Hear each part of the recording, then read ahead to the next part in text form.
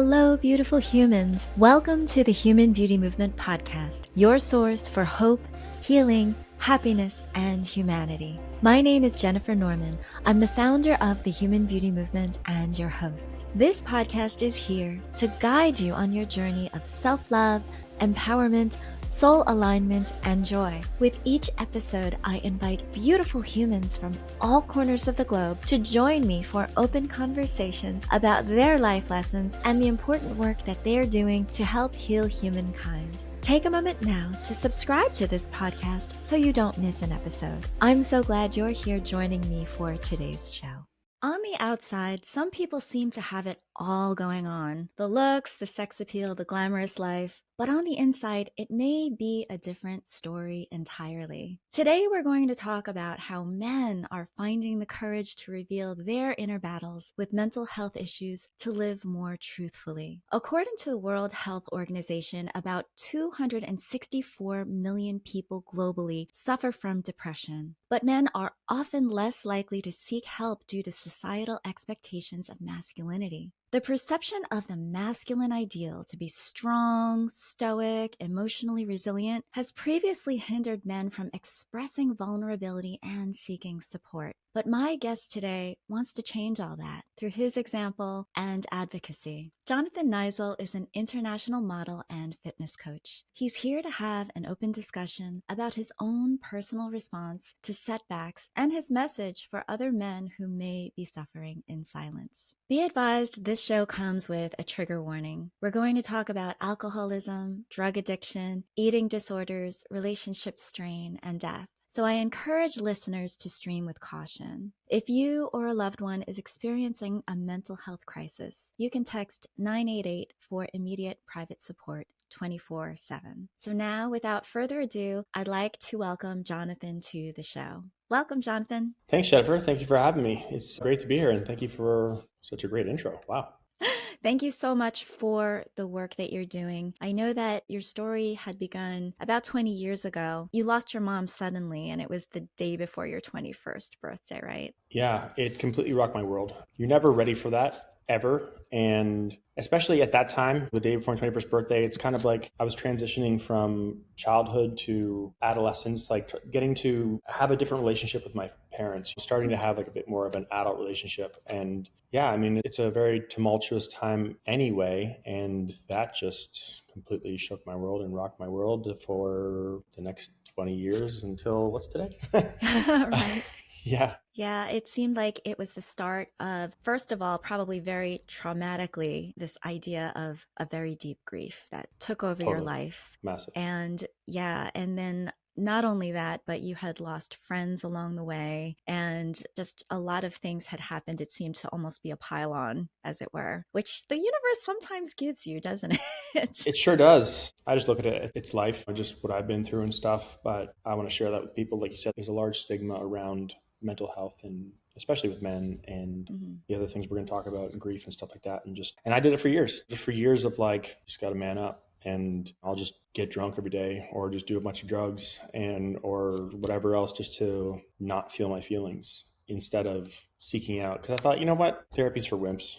So I'm not going to sit there and have somebody judge me. I'm not a woman. I'm not going to sit here and like go and talk about it and stuff. And then it got to a point after 15 years of it where I was like, okay, I've got to change. Like I've been living this life for too long and something drastic has to happen. And now I'm ready for it. And yeah, it was great. It's been great. And it was, but I wouldn't change the path that I've walked. I wouldn't take anything back. I would not change any of the mental health struggles. I wouldn't change the addiction. I wouldn't change eating disorder. I wouldn't change it all. Any of it. I feel like I had to go through it all.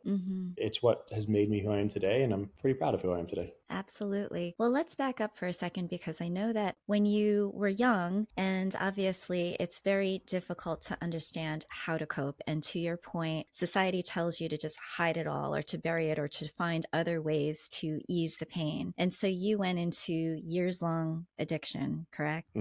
For sure. For sure. And especially 20 years ago, it wasn't talked about. It was like grief wasn't talked about, trauma wasn't talked about, mental health wasn't talked about. Like I started dealing with symptoms of anxiety and depression, and I'd never heard those words before. I'd never like heard them. And if I did, it was like a punchline in like a 90s sitcom or something. And I was like, what's that? That's a funny joke. Like, I don't know, whatever. So I just thought I was going crazy. I just thought like I'm losing it. Like nobody's ever felt this way before. And I just had no idea. Then I was diagnosed with severe anxiety and clinical depression and panic disorder and self-harm. And it helped me. And it took me a while to realize that education is the biggest thing that can help. And we'll get into that later. But in the short term, I took medication, which helped a bit. But what really helped was getting drunk and getting drunk a lot.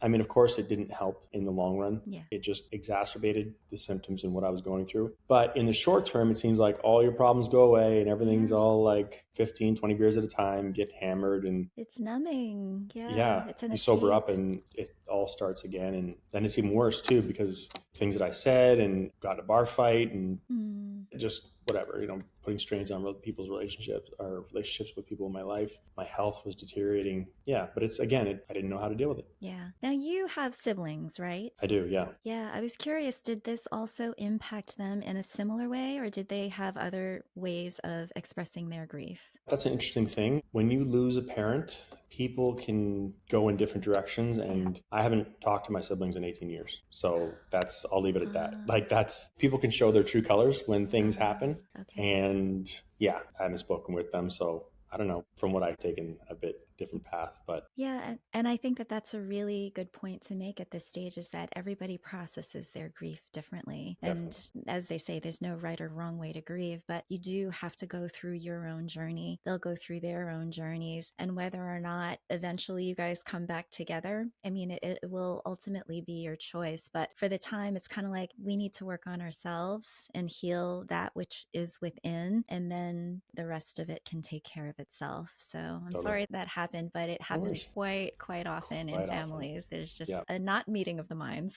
as it were. Yeah, exactly. Yeah, I think that there are so many different ways that people respond to trauma, and your story is going to be very relatable to many. The idea of having a sudden grief and then having it spiral into just not being able to manage it on your own. But the thing that I think that is really compelling about your story is how you coped when it came to your physical appearance. This podcast is the Human Beauty Movement, and it was born out of the fact that I was in the beauty industry for decades. And then I realized the superficial aspect is not what life is all about. This approval seeking and this striving to be something and perform and to put on a show or to look a certain way really isn't the be all end all to happiness. And a lot of people attribute that sort of thing to women mostly. But I think that it's so interesting that I was floored to learn that up to 90% of men experience some level of body dissatisfaction. And when grief happens, it can hit hard. It can take a toll on the mind and the body. And so I would love if you can share with our listeners what your journey was in terms of your health, your physique, how you coped with it, and the outcome has been for you. For sure. I think, like you said, it's a much larger thing with men, and especially nowadays with social media and the whole comparison thing. But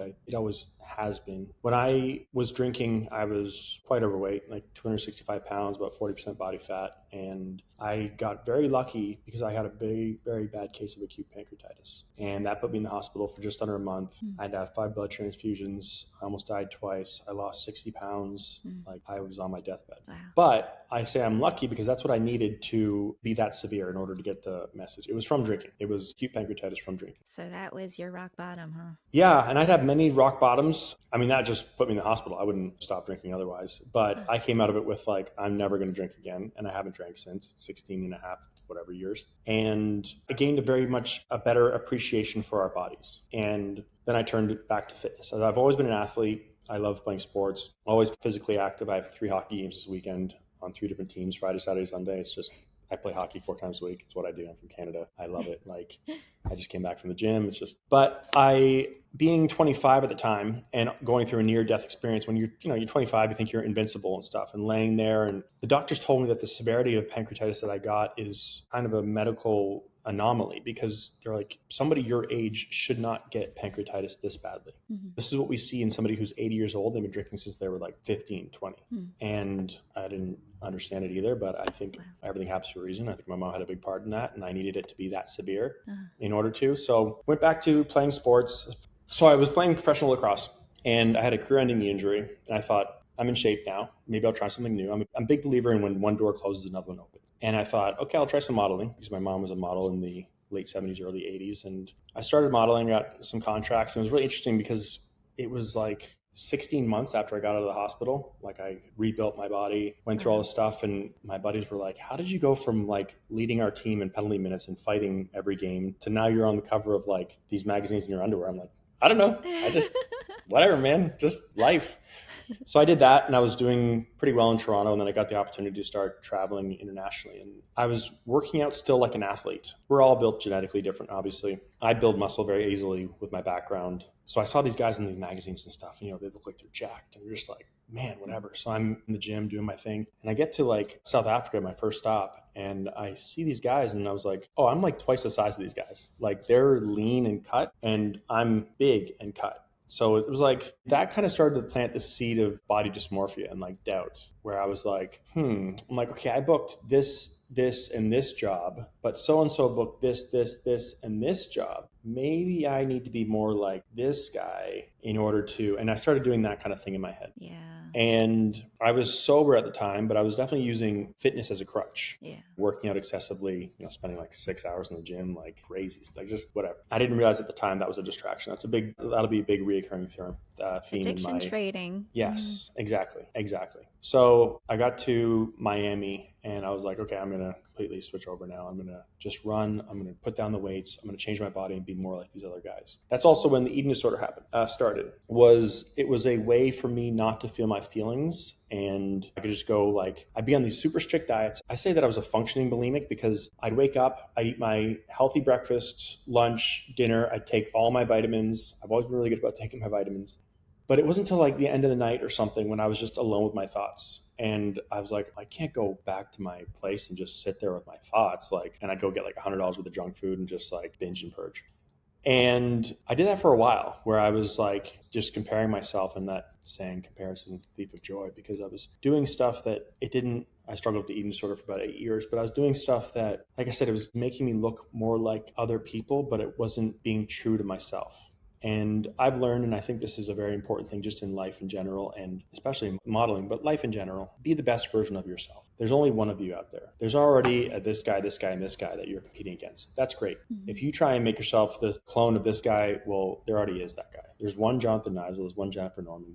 Be the best version of yourself. And when I finally learned that, I got more work, and my agency was like, okay, we need you to be like a 42 suit at the most. I was like, honestly, I'm not trying to be a bodybuilder. I'm just being athletic. I'm a 40, 44 or 43. That's just the way I'm going to be. I'm like, okay. And that was, they were cool with it, and it helped a lot. But the eating disorder thing was, like I said, it went on for quite a while, and it was a way to escape and also distraction. Like you said, just trading one addiction for another. I think that it's a myth that models have this high self-esteem. They're so self-confident. They've got it all put together. Tell us what it's really like to be a model, Jonathan. Man, that's what I thought going into it too. Yeah. And I've met some of the most physically beautiful people in the world, and whatever your opinion of beauty is, whatever, who have such self-esteem and self-confidence issues. Yeah. Or on the flip side, I've met stunning people, male, female, whatever, just beautiful people who have been on the covers of this, like you'd recognize them for sure. But on the inside, they were not good people. And that to me, like, I don't care what you look like on the outside. If you treat the cameraman's second assistant like they're a piece of whatever, I'm like, no, I don't have time for you. You think nothing makes you better than that person. We're all just people. I'd rather go talk to that person than sit here and like listen to you talk about yourself. But yes, it's a massive thing. I mean, it's a very competitive, extremely competitive industry. And when you don't book a job, this is something I learned the hard way as well. Yeah. You go on for a casting. Great, I've got this casting, and you don't get it, and you think immediately, what's wrong with me? Yeah. Because this industry it's based on this. I didn't get the job. There's obviously something wrong with me. And it's like, well, it could be just the casting director. You walk in with a striped shirt, and they don't like striped shirt. Like, it's just whatever. Mm-hmm. So that was a hard thing to learn, because I didn't start modeling until I was 26, and I thought I had a pretty good understanding of who I was and stuff, but I still went through years of this body dysmorphia and like this whole understanding and becoming comfortable with myself. But yeah, that's what you think the modeling industry is. It's not. It's hard work too. I mean, we put in long hours, long days. I mean, it's the behind the scenes stuff of keeping yourself in shape, and I keep myself in shape for life because I want to be healthy. Modeling is a byproduct of it, and whenever I work with clients or talk to people, it's like, take care of yourself for life and whatever. Just figure out modeling is a job title, same as landscaper, same as lawyer. Like, it doesn't there's job titles. One doesn't mean more than the other. But right. Yeah, it's an interesting industry. As an aside to our listeners, you've probably seen Jonathan on the cover of a Harlequin romance novel. I think you've been on about 150 covers. Is that correct? Actually, back there, right behind me, is that bookshelf right there, and then the one below it are filled with Harlequin. It's interesting though too, because I'm on the cover of all these romance novels as the hero, but when I was going through those things and doing the jobs and shooting them, I felt like I was broken inside. I was addicted to drugs. I was my mental health was, and I'm going and playing the hero, and people around the world are reading these books and being like, oh man, that's the guy. And like, like they're envisioning my face for that character. And I would just go home and just be like, I'm like, what people see on the outside is not what's on the inside. And I just felt like I was broken. So it's really interesting, the juxtaposition of that, whereas like I said, people look at that and they're like, oh, that guy's got it all together. And like when I started talking about this and doing podcasts, a lot of people that I knew at the time with my drug addiction and stuff, I always been very insular, where I hit it very well. And I'm like, dude, we had no idea. We thought you had it all. Like you're the male model, all the chicks, all the girls, like everything, like it was just like, and I was like, yeah, I feel I get it. I was just really good at hiding it. So yeah, because you're still struggling with that grief and that like God-sized hole that's inside of you that you're trying to fill with other things. And it's interesting because, you know, to your point, being a model is probably one of the worst things that you can do for your self-esteem. I think, you know, for knowing how I used to, unfortunately, you know, as an executive, hire and be like, oh no, that person's nose is not gonna photograph well, or that person's physique is not quite right, and it is so commoditized, and it is horrible for the self-esteem. It truly is. And a lot of it is just about, you know, the way that you're looking, and there's so much competition, and it is overwhelming to the psyche. It is a recipe for eating disorders. It's a recipe for mental health issues. And interestingly, I think that a lot of people chase that because they think that it's going to give themselves this feeling of self-importance, or, you know, the accolades, all of the validation that you might receive from the outside. But that doesn't help if the inside is still suffering. Yes, exactly. No, you're completely right with that. And that's what I thought too. I mean, I thought that was going to be the way. And you have to remember too, is even the top models in the world, you know, the top, whatever, 5% of like the supermodels, male, female supermodels, they're probably not booking like 75% of the castings that they're being put forward for, you know, 75% of the jobs are being put forward for. And then the rest of us. So it's kind of like, it happens to everybody. Like, yeah, you see, but it is very much that kind of industry. And I get it. It's very easy with all of the rejection stacking up to say like, what is wrong with me? What am I doing wrong? I'm never going to be able to do this, you know? And so, yeah, it really is something that is a testament to resiliency. And so let's speak about resiliency. Let's speak about the positive side, because certainly after all of this, you did have perhaps another wake-up call where you realized, okay, the shredding isn't doing it. I'm still feeling empty inside. The drugs aren't cutting it. So tell us about what happened from then on to the point where you are now. For sure. So I want to also say that I've been modeling for 15 years, and I've had a lot of wonderful experiences as well. Yeah. I don't want to paint this picture of modeling as like all this kind of stuff. It's the reality of let's talk about both sides. And I'm glad that we are talking about it that way. But I've had wonderful experiences, met wonderful people, you know, all kinds of stuff. But so the final breaking point for me was I was addicted to like 4 drugs, and slowly but surely the universe was telling me that these things are not the direction for me. The last one was an over-the-counter muscle relaxer, and each pill contained 500 milligrams of what's called methocarbamol, and that's the active muscle relaxer, and 200 milligrams of ibuprofen.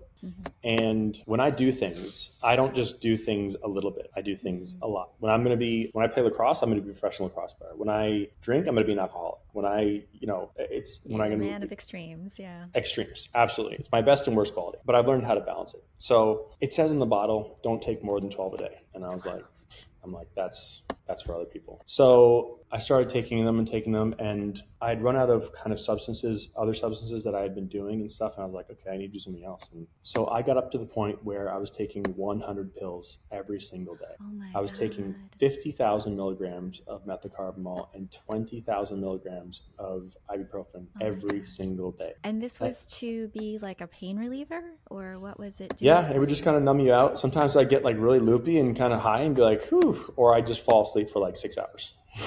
And then I'd wake up and I'd dump like another handful, like 30 into my hand, and I would just swallow them down and just be like, it is what it is. So I got to the point where I was like, I was starting to see the effects of it. And I was just feeling like lethargic and just really, it was pretty obvious that I was not doing well physically. My health was deteriorating. And I blamed it on everything else. And I've done this before with like a lot of addictions, and a lot of addicts will do this where like, we see our health waning or our relationships or our moods or our mental health, and it's everything else except for what's right in front of us. Yeah. It's like, oh, I didn't eat enough carbs that day, or I just need to take a rest day, or whatever. I'm like, I'm making up every excuse except for the fact that I'm taking 100 pills every single day. Wow.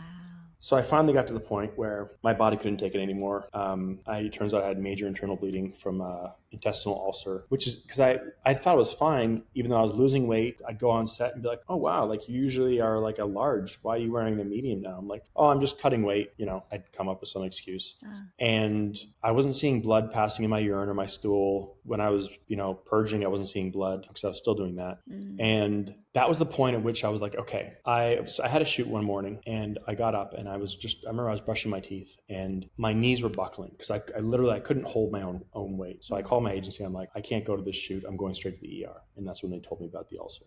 And I got out of it and I said, okay, I can either graduate to the next level of drugs and start taking oxy whatever or hydro whatevers, and I know for a fact my life will be over, just over. Or I can do something else drastic and I can finally go to therapy. And that's when I decided at 35, I was like, it's going to take something drastic one way or the other. I can go whatever path. And I chose to go down that path and finally relented. And I was like, okay, for years I told myself therapy's not for me. It's for, like I said, it's for wimps. It's for this, it's that. And I went and I did cognitive behavioral therapy where I just sat down with a therapist, and it was every week at first. And I had to learn for the first time at 35 years old how to be a sober, functioning adult. I'd never been that. I'd never been that. I didn't know and all of those boxes of trauma and all that stuff that I had nicely packed away and compartmentalized, it all came dumping down because I didn't have a drug or any kind of distraction to keep me away from it. So I always say, I grew up on a farm in Canada, a 500-acre cattle farm. And growing up at a farm, it's a lot of work. And, it's not a matter of if you want to do the work, it's you have to, because these animals, they rely upon you. Yeah. So it'd be minus 40 degrees in Canada, and my dad's on a business trip, and I'd have to go put hay out for the cows. Did I want to? No. Did I have to? Yes. So I'd just get out, I would do it. Same thing with summertime. My friends are at the cottages and all that kind of stuff. It's beautiful. It's sunny. We've got 3 16-hour days of doing hay. Did I want to? No. But did we have to? Yes. So I took that same mentality, and the same thing with athletics, and I rolled up my sleeves and I said, I'm taking this thing head on, and it's not going to beat me. And I thought so many times that I was not going to get through it. I'm like, I can't do this. I'm never going to be normal. My version of normal, whatever that means. I'm never going to get through this. I'm never going to, and I was but I hearkened back to that. No, push through. Do this. This is fundamentally who you are. Go back to that and push through. And I always say, I'm just a regular dude, man. I'm just a regular guy. And if I can do it, anybody can do it. Anybody can absolutely do it. It's just having that belief in yourself. It's having that persistence. It's being resilient. It is, pushing through and finding the positives in each day. My little dog that's making noise in the background. She's helped me in so many ways because, when I was going through my deepest and darkest, she'd walk by and do something funny, and I'd be like, that's funny. And I would try and focus on that because the rest of my day was doom and gloom. So that's kind of a long-winded way of saying, but that's what I had to do. I had to finally learn how to be a sober, functioning adult at the age of 35. And yeah, I've learned to better balance and to not do things to extremes and live a much healthier and more functional and well-rounded life. Yeah, I think that you finally learned what it took to ask for help, to seek the support and to be okay with not having to try to do it all on your own, whether it be with your animal or whether it be with a therapist. It's like you're leaning on something else and not feeling like you have to take it all on yourself and really shoulder it all on yourself. And so I think that's a really valuable lesson for a lot of guys. I mean, is there, aside from, the seeking out help, what other things do you think that you've learned along the way that you would want to tell every man who's going through it right now? I would say that it doesn't make you weak. It doesn't, like, sharing your feelings, talking about your feelings, going through stuff, admitting you're going through stuff, asking for help. It doesn't make you weak. No. I stand here before you. I can talk about my story. I can talk about the things that I've been through. But if somebody were to approach me or somebody I love and it came down to a me or them, I would absolutely, beat the brakes off them. Like, if I had to protect myself or somebody I love, I could absolutely do that. I could bench 300 pounds, whatever that means. Like, and it doesn't change who you are. It doesn't make you weak. It's very important that we take our time and we realize that it's not a women thing to do. It's not like it's a human thing that we all deal with. And it's very important to realize that, because again, for the longest time, I was raised in a time when it was like, wasn't talked about, and you just got on with life and you just pushed it down and just, whatever you need to do. And you had a couple drinks after work, and then it becomes a couple drinks before work and stuff. You used a phrase at the top of the cast, which was man up, which I find really ironic, because it's like, what does that even mean? Exactly. You're absolutely right. And it's like, it's not a gender thing. It's not anything. It's a human thing. It's something that, we look at some of the most successful people, whatever your idea of success is, and some of the things that they've been through. And I would also say, educate yourself. If you know that you're going through something and you talk to somebody and you start to learn, like for me, it was anxiety and depression. And I was told that I have anxiety. Okay, so what does that mean? So I started to try to educate myself on that. Why is my body feeling a certain way? Why is my mind doing a certain? And to really go farther with it. Like, podcasts weren't a thing like 20 years ago. Yeah. And, it was really hard to find information. And I have slowly learned, and I'm always learning. We can never stop learning. That's right. You need the tools, and you need to gain the tools. And that comes from talking to people, listening to things, trying things yourself. It's all about having the tools and just putting them into practice. And if I could go back and talk to 21-year-old Jonathan, I wouldn't say don't drink. I wouldn't say don't do drugs. I wouldn't say any of that. I would say it's going to be hard. It's going to take a very long time, but you are going to get through it. Because that's the one thing I didn't think for the longest time is, I'm never going to get through this, man. Like, I am never going to get through this. So I would definitely, and like I said, I wouldn't change a thing, because it's made me who I am. And I'm proud of the things that I've been through. And I've realized now that vulnerability is not weakness. A lot of men think being vulnerable means you're weak. Vulnerability is power. Mm-hmm. The first time I talked about this stuff and I put it online and put it out there, I went to the gym and my anxiety was through the roof, because I was like, everybody's going to look at me. And they did, but from a good perspective. And the next time I went to hockey, I'm like, I'm going to walk in the locker room. These guys are they did look at me differently. But a couple of the guys pulled me aside. They were like, hey man, that was really cool what you put online. And like, I'm dealing with some stuff too. And like, that was just really cool of you. Like, that's not an easy thing to do. So vulnerability is power. Vulnerability is not weakness or shame. Mm-hmm. So I think I would say that it's just do your thing. And isn't it amazing how heart opening it is to have those kinds of real connections where it's like, I see you. I know, I get it, I feel it, and actually I'm going through something too. And it's not like we're trauma bonding, but it's just like, it's that, I love you. It's really just an act and a kindness of love, and it's a gesture on your part of like showing yourself for who you really are, and not necessarily, of course, there's always that concern, what are people going to think of me? But once we get past that and we're like, you know what, if we don't think about what people are going to think of you, and you just know that the right people are going to get the message, the right people are going to respond in the way that is going to, continue to propagate healing and a better way forward, and support, the continued support. I can honestly say, I know that you're a very big advocate for therapy, as am I. I know it is hard to find a very good therapist. Yes. I know that a lot of people with various insurance, or whether or not you have insurance, it's hard to find the one that fits you. And I'm actually going through that process right now myself, because it's always important to find somebody that can coach you no matter where you are in your journey. You know, I Yes. think experts always need more experts. You know, Yes. people who are always into self-improvement will always seek out ways to continue their own self-improvement. And so don't give up. You know, it may be a trial and error. Referrals can sometimes help if it's not a conflict of interest. But being able to go through the healing journey with the support of a guide or a counselor or a coach or professional is helpful.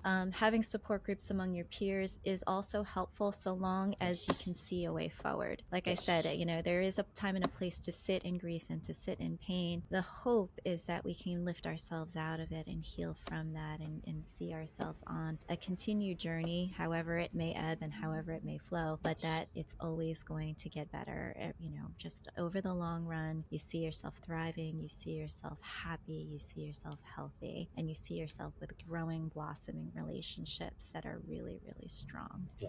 No, you're absolutely right. That is so well said. And the thing I would say too is with regards to therapy, and the first thing I always say is go speak to a medical professional. But we don't all have access to a medical professional. It is expensive. It is like, I understand that, you know, if you are fortunate enough to, then definitely do. If not, confide in somebody. You know, just start talking. Just start, you know, find somebody who you think you can believe, you can trust, and or like you said, lean on the resources that you have, like this podcast or whomever. And I think it's an extremely important thing. And then you're right, find the right person that works for you, because that's, you know, a lot of different therapists have different ways of, and we all, you know, we have to kind of mesh, and just, you know, it has to work, and we have to be able to learn. And I went to therapy with the idea of like, I want to gain the tools to then be able to go forward and live my life. Yeah. I don't want to just have to call my therapist every time that I need to make a decision or something happens. And I still go to therapy. I haven't been in a while, but I have a therapist now here in Texas. It's more just like a check-in. I go to the gym 6 days a week. I mean, I'm taking care of my physical health. It's like, yeah, I'm gonna make a priority and do that, and make my mental health a priority as well. So, And one thing I want to part with, because I saw a quote that you had on your social media, which to me was very, very striking, and that is, here's the thing, it's okay. It's okay to admit that life isn't great all the time. It's okay to struggle, even when you're the one giving out advice. We're all human after all, wanting to keep it real and always being authentic. Felt it was important to share. And I think that is so meaningful, because there are going to always be dark days in our lives, and there are going to be struggles, and it's kind of like the idea that we're not trying to be happy, positive people 24/7. That is never going to be realistic. It's not toxic positivity that we are after. It's about being real. It's about knowing that, you know, there are days where we're going to feel sad, we're going to feel lonely, we're going to feel anxious and anger, and that doesn't mean that you're living with it and that is your life story. It means that you're going through a phase, and there's always bright days ahead. And so by remaining positive in terms of a trajectory, that is very, very different than trying to be positive and happy all the time. As a matter of fact, that's probably a bit of psychosis unto itself. I heard something. I heard Tom Cruise. No, it was Tom Hanks. One of the big Toms. He was sitting down. There was like a round table of actors and stuff, and I just caught this clip, and they were like, "What's something you wish you would have told your younger self?" And he said, "This too shall pass." He's like, you know, whether you're going through the hardest time of your life, whether you're going through, you know, you just booked whatever blockbuster movie he's done, it's like, this too shall pass. Like, my life keeps moving forward, and there's always tomorrow, and there's always a chance. Like like you said, this is not how you feel today is not your life story. It's going forward. This too shall pass. This too shall pass. Well, I'm so glad that you passed through my podcast, Jonathan Niziol. Everybody, please take a look. Follow him on social media. I'll put all of his links in the show notes so that you can find him. He could be your best buddy online, especially you guys who might need somebody who's in your corner. Thank you so much for being a beautiful human, Jonathan. Thank you, Jennifer. I appreciate you very much, and thanks for having me. And yeah, thanks for doing what you're doing. It's very wonderful and impactful. Thank you. Thank you for listening to the Human Beauty Movement podcast. Be sure to follow, rate, and review us wherever you stream podcasts. The Human Beauty Movement is a community-based platform that cultivates the beauty of humankind. Check out our workshops, find us on social media, and share our inspiration with all the beautiful humans in your life. Learn more at thehumanbeautymovement.com. Thank you so much for being a beautiful human.